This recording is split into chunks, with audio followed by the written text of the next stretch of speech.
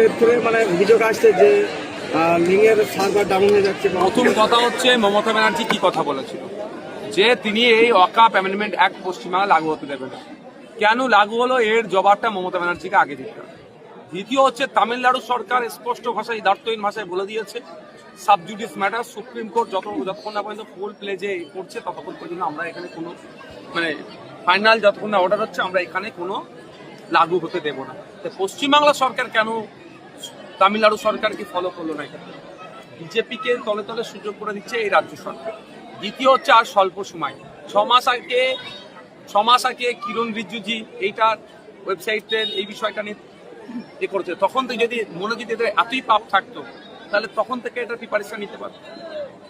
এখন যত শেষের দিকে আসবে দেখবেন ওয়েবসাইট তত ডাউন স্লো চলবে। ইচ্ছাকৃতভাবে এটা করাই কি বা টেকনিক্যাল পার্ট আমার জানা নাই, কিন্তু তাহলে এই অল্প সময় কিভাবে হবে? এটা এক্সটেন্ড করতে হবে, 1 বছর টাইম দিতে হবে, সাথে সাথে সরলীকরণ করতে হবে এবং যেটা ওয়াক বাই ইউজার আছে সেগুলোকে ওয়াকআপ বোর্ড অফ ওয়েস্ট বেঙ্গলকে ইসি নাম্বার দিয়ে ইনক্লুড করতে হবে। এই প্রাথমিক স্তরে আমাদের এই কথা দাবি, মমতা ব্যানার্জিকে এই দাবি মানতে হবে, অন্যথায় দ্বিচারিতার জবাব কিন্তু আমরা ছেড়ে কথা বলবো না।